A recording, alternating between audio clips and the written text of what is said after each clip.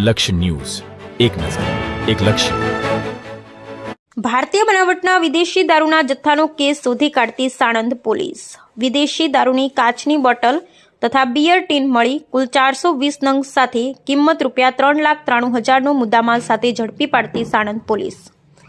Number વગરની grey કલરની Maruti Suzuki કંપનીની સ્વિફ્ટ ગાડીમાં વિદેશી દારૂના જથ્થા સાથે સાણંદ નગરપાલિકા હોલથી ઘોડાગાડી બસ સ્ટેન્ડ તરફથી ઝડપી પડાઈ. ભારતીય બનાવટના વિદેશી દારૂની કંપની સીલબંધ કાચની બોટલ તથા બિયર ટીન મળી કુલ 420 નંગ, જેની કુલ કિંમત 93,000 તથા મારુતિ સુઝુકી કંપનીની સ્વિફ્ટ ગાડીની કિંમત ₹3 લાખ મળી કુલ કિંમત ₹3,93,000ના મુદ્દામાલ કબજે કરી આરોપી પકડવા કાર્યવાહી હાથ ધરવામાં આવેલ છે.